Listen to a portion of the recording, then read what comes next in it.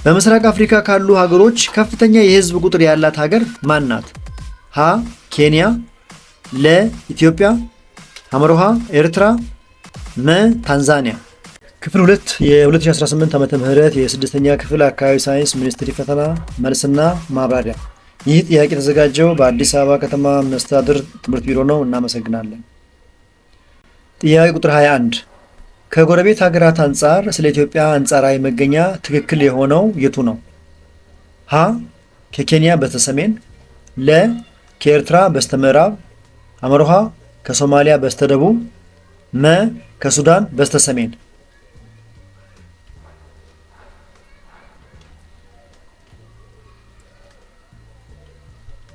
በካርታው መሰረት ትክክለኛው መልስ ከኬንያ በስተሰሜን የሚለው ነው። በካርታው እና በኮምፓስ አቅጣጫ ጠቋሚ መሰረት ኬንያ ከኢትዮጵያ በስተደቡብ የምትገኝ ሲሆን ኢትዮጵያ ደግሞ ከኬንያ በስተሰሜን ትገኛለች።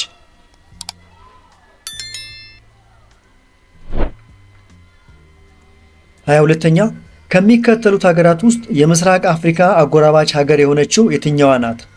ሀ ሞዛምቢክ፣ ለ ዲሞክራቲክ ኮንጎ፣ ሐመሮሃ ኒጀር፣ መ ናሚቢያ።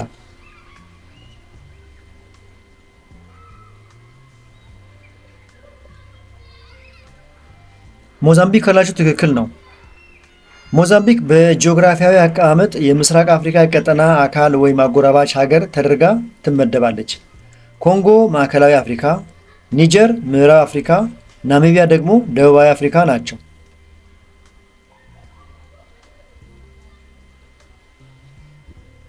እንቀጥል።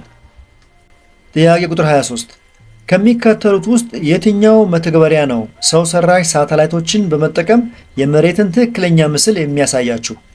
ሀ ጉግል ማፕ፣ ለ ጂፒኤስ፣ ሐመሮሃ ጉግል እርዝ፣ መ ጉግል ካርታ።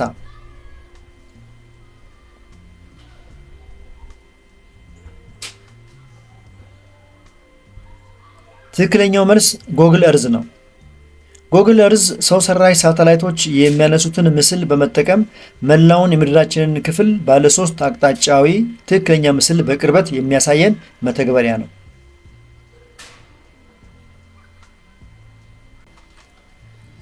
ጥያቄ ቁጥር 24 ከታች በስዕሉ እንደሚታየው የሶማሊያ ፍጹማዊ መገኛ የሆነው የቱ ነው?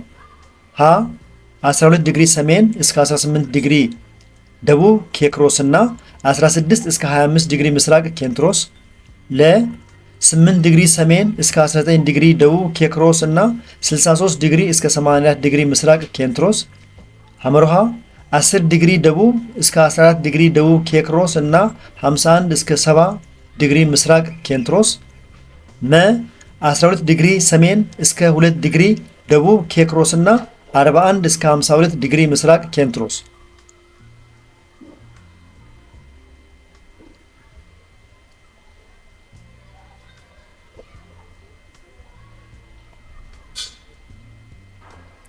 በስዕሉ መሰረት ትክክለኛው መልስ 12 ዲግሪ ሰሜን እስከ 2 ዲግሪ ደቡብ ኬክሮስ እና 41 ዲግሪ እስከ 52 ዲግሪ ምስራቅ ኬንትሮስ የሚለው ነው። በአፍሪካ የካርታ መረብ መሰረት የአፍሪካ ቀንድ የምትገኘው ሶማሊያ ግዛቷ ከኢኩዌተር በስተሰሜን እስከ 12 ዲግሪ ሰሜን እና በስተደቡብ እስከ 2 ዲግሪ ደቡብ ኬክሮስ እንዲሁም በምስራቅ በኩል በ41 ዲግሪ ምስራቅ እና 52 ዲግሪ ምስራቅ ኬንትሮስ መካከል ያርፋል።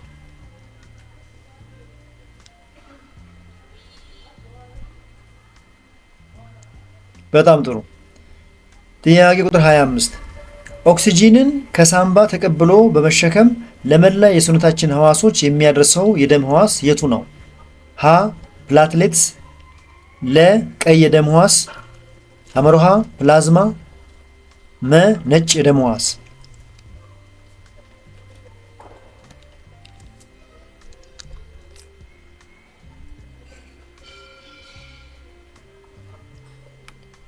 ትክክለኛው መልስ ቀይ የደም ህዋስ የሚለው ነው። ቀይ የደም ህዋስ በውስጣቸው ሂሞግሎቢን የተባለ ፕሮቲን ስለሚይዙ ኦክሲጂንን ከሳምባ ወደ መላ የሰውነታችን ክፍሎች የማጓጓዝ ቀዳሚ ተግባር አላቸው።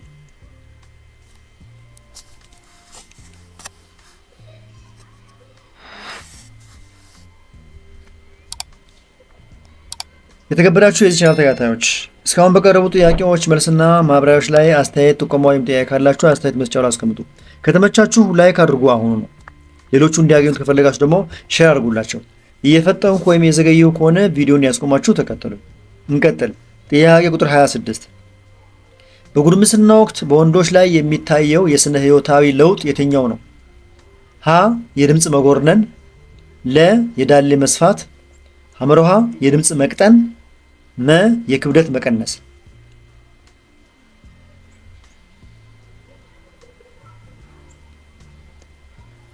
የድምፅ መጎርነን ካላችሁ ትክክል ነው። በጉርምስና ወቅት በወንድ ልጆች ላይ በሆርሞኑ ለውጥ ምክንያት የድምፅ ቃናው እየጎረነንና እየሻከረ ይሄዳል። የዳሌ መስፋትና የድምፅ መቅጠን የሴቶች መገለጫዎች ናቸው።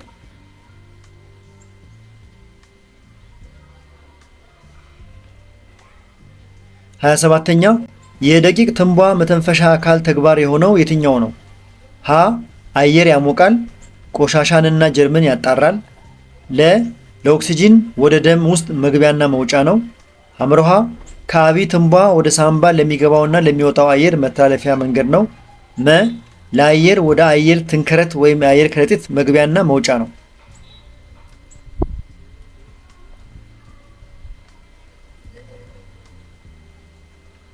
መልሱ ለአየር ወደ አየር ከረጢት ወይም ትንከረት መግቢያና መውጫ ነው።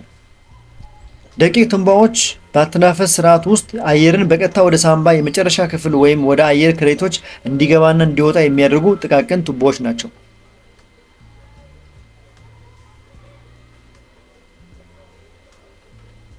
28ኛ ከሚከተሉት ውስጥ የውሃ ዘር ድብልቅ ባህሪ የሆነው የቱ ነው? ሀ የድብልቁ ይዘት ወጥና ተመሳሳይ አይደለም። ለ በአብዛኛው ውሃ ዘር ድብልቆች ሙሙት ናቸው። ሐመሮሃ በአብዛኛው ውሃ ዘር ድብልቅ ምንዝሮች መካከል ልዩነት አለ። መ ድብልቁ ውስጥ ያሉትን ምንዝሮች በአይን ለይተን ማየት እንችላለን።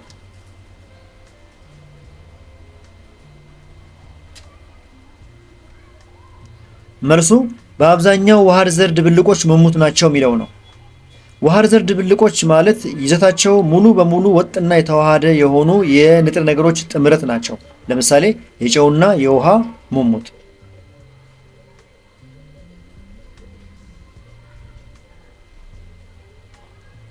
29ኛ በሞቃትና በእርጥበት የሐሩር የአየር ንብረት ክልል እና በበረሃ የአየር ንብረት ክልል መካከል የሚገኝ የምስራቅ አፍሪካ የአየር ንብረት ክልል የቱ ነው?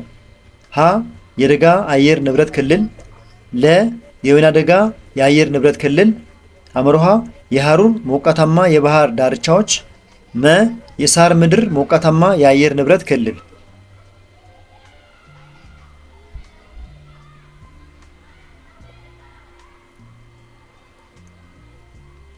ትክክለኛው መልስ የሳር ምድር ሞቃታማ የአየር ንብረት ክልል ነው። የሳር ምድር ሞቃታማ የአየር ንብረት በጣም እርጥብ በሆነው የሐሩር ደን እና በጣም ደረቅ በሆነው በረሃ መካከል የሚገኝ መካከለኛ የምስራቅ የአፍሪካ የአየር ንብረት ክልል ነው።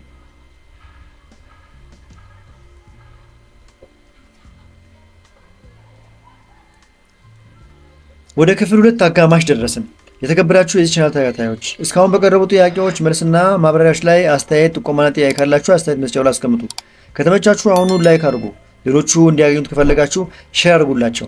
በዚህ ቻናል ላይ የተለያዩ የስድስተኛ ክፍል ሚኒስትሪና ሞዴል ጥያቄዎች በብዛት ስለሚገኙ እነሱን በቀላሉ ለማግኘት ቻናሉን አሁኑ ሳብስክራይብ አድርጉ። እየፈጠንኩ ወይም የዘገየው ከሆነ ቪዲዮን ያስቆማችሁ ተከተሉ። በጣም ጥሩ። ጥያቄ ቁጥር 30 ስለ ምስራቅ አፍሪካ የተፈጥሮ ሀብቶች ትክክል የሆነው የቱ ነው? ሀ አነስተኛ ቁጥር ያላቸው የማዕድን አይነቶች ይገኛሉ። ለ የምስራቅ አፍሪካ ቀጠና በተፈጥሮ ሀብት የበለጸገ አይደለም። ሐመርሃ ሁሉም ማዕድናት ከመሬት ውስጥ ወጥተው አገልግሎት ላይ ውለዋል። መ ዋና ዋናዎቹ የማዕድናት ሀብቶች ወርቅ፣ መዳብ እና የድንጋይ ከሰል ናቸው።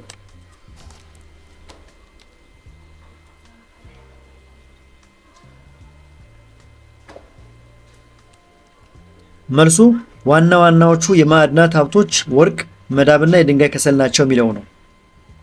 በምስራቅ አፍሪካ ቀጠና ውስጥ በስፋት ከሚገኙና ለኢኮኖሚ ጠቀሜታ ካላቸው ዋና ዋና ማዕድናት መካከል ወርቅ፣ መዳብ፣ ታንታለም እና የድንጋይ ከሰል በግንባር ቀደምትነት ይጠቀሳሉ።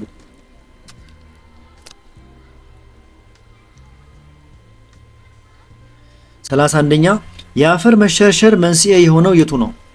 ሀ የእጽዋት ሽፋን መመናመን፣ ለ በተዳፋት ቦታ ወደ አግድም ማረስ፣ አምሮሃ አንድን ቦታ ለረጅም ጊዜ በተከታታይ አለማረስ፣ መ በግጦሽ መሬት ላይ ከብቶች ለረጅም ጊዜ አለማሰማራት።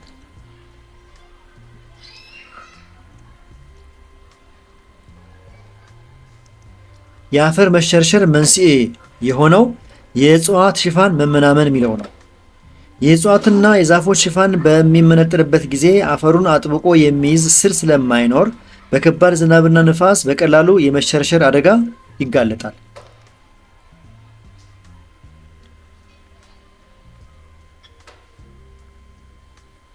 32ኛ በምስራቅ አፍሪካ ከስምጥ ሸለቆ ውጭ ያሉ ሐይቆች ውስጥ የሚመደበው የቱ ነው?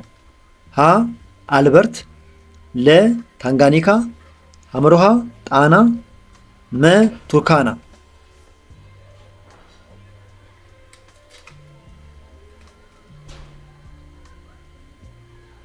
ጣና ካላችሁ ትክክል ነው። በኢትዮጵያ የሚገኘው የጣና ሐይቅ የተፈጠረው በእሳተ ገሞራ ፍንዳታና መሬት መደርመስ ምክንያት ከስምጥ ሸለቆ ውጪ ባለ ከፍተኛ ቦታ ላይ ነው። አልበርት፣ ታንጋኒካና ቱርካና ግን የስምጥ ሸለቆ ሐይቆች ናቸው።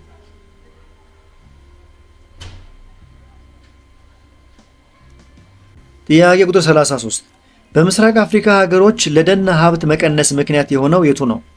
ሀ የህዝብ ቁጥር መጨመር፣ ለ የከተሞች አለመስፋፋት፣ ሐመሮሃ የማገዶ ፍላጎት መቀነስ፣ መ የዘመናዊ እርሻ አለመተግበር።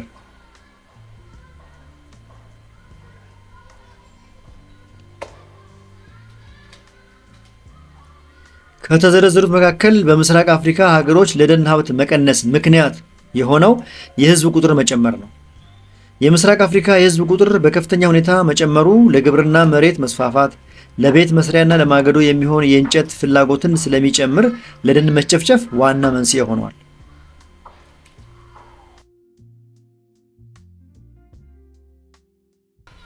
ሰላሳ አራተኛ በምስራቅ አፍሪካ ካሉ ሀገሮች ከፍተኛ የህዝብ ቁጥር ያላት ሀገር ማን ናት?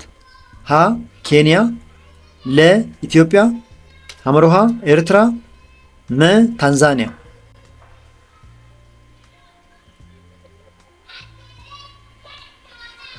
በምስራቅ አፍሪካ ካሉ ሀገሮች ከፍተኛ የህዝብ ቁጥር ያላት ሀገር ኢትዮጵያ ናት። ከተሰጡት አማራጮች መካከል ኢትዮጵያ ትልቁን የህዝብ ቁጥር የያዘች ሀገር ናት። በመላው ምስራቅ አፍሪካ አንደኛዋ ኢትዮጵያ ስትሆን ታንዛኒያ ሁለተኛውን ቁጥር ትይዛለች።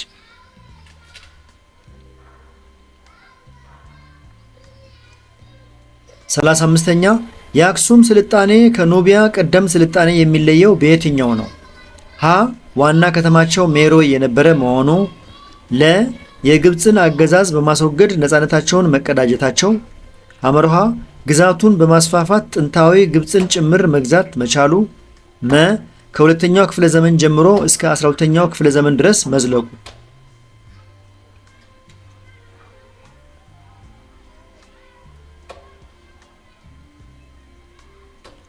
ትክክለኛው መልስ ከሁለተኛው ክፍለ ዘመን ጀምሮ እስከ 12ኛው ክፍለ ዘመን ድረስ መዝለቁ የሚለው ነው።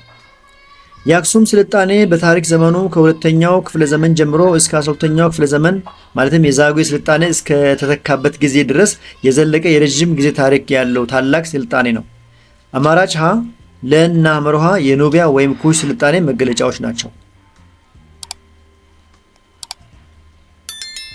እንቀጥል። ጥያቄ ቁጥር 36 ከሚከተሉት ቅርሶች ውስጥ ቁሳዊ ቅርስ የሆነው የትኛው ነው? ሀ የሃይማኖት ስርዓቶች፣ ለ ባህላዊ ጨዋታዎች፣ ሐመርሃ የዋሻ ላይ ስዕሎች፣ መ የባህል ጀግንነት።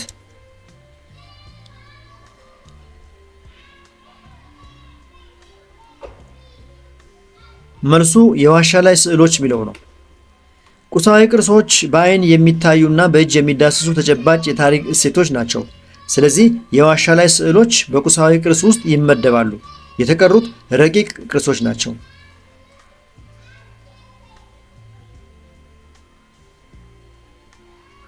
በጣም ጥሩ። ጥያቄ ቁጥር 37 ደግሞ እንዲህ ይላል።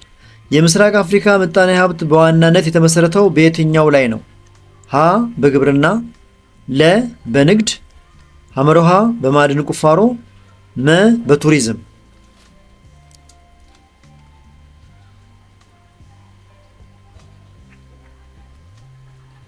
በግብርና ካላችሁ ትክክል ነው።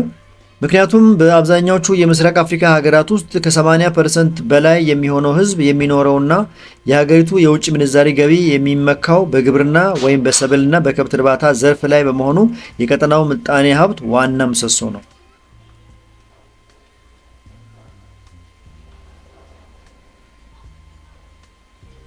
38ኛ ከኤችአይቪ ኤድስ ራሳችንን ለመጠበቅ የሚያስፈልገን የህይወት ክህሎት የቱ ነው? ሀ አለመተባበር፣ ለ በራስ መተማመን፣ ሐመሮሃ በተገቢ ውሳኔ አለመጽናት፣ መ ራስን አለመቆጣጠር።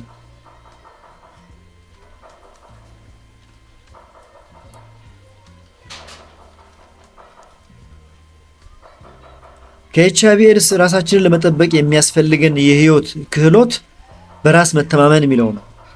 በራስ መተማመን እና ጠንካራ የውሳኔ ሰጪነት ክህሎት መኖር አንድ ተማሪ ከአቻ ግፊትና ለኤችአይቪ ኤድስ ከሚያጋልጡ ጎጂ ድርጊቶች ራሱን እንዲጠብቅ ትልቅ አቅም ይሆነዋል።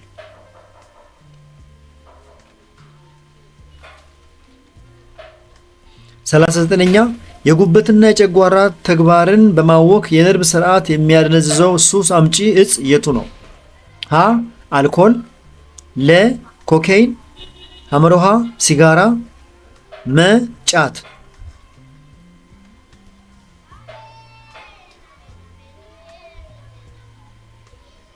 መልሱ አልኮል ነው። አልኮል መጠጦችን አዘውትሮ መውሰድ የጉበት በሽታ እና የጨጓራ ቁስለትን ከማስከተሉም በላይ የሰውነታችንን ማዕከላዊ የነርቭ ስርዓት በማደንዘዝ የማሰብና ራስን የመቆጣጠር ብቃትን ያጠፋል።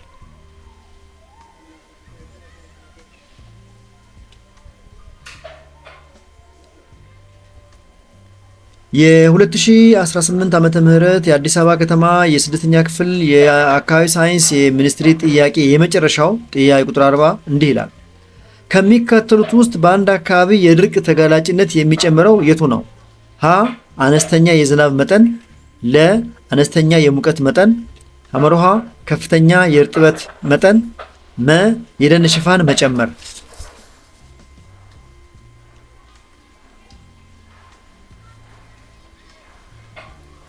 የ40ኛው ጥያቄ ትክክለኛው መልስ አነስተኛ የዝናብ መጠን የሚለው ነው።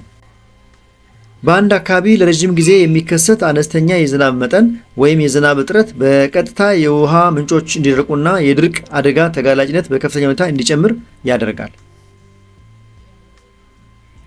የተከበራችሁ የዚህ ቻናል ተከታታዮች እስካሁን በቀረቡ ጥያቄዎች መልስና ማብራሪያዎች ላይ አስተያየት፣ ጥቆማና ጥያቄ ካላችሁ አስተያየት መስጫው ላይ አስቀምጡ። ከተመቻችሁ አሁኑ ላይክ አድርጉ። ሌሎቹ እንዲያገኙት ከፈለጋችሁ ሼር አድርጉላቸው።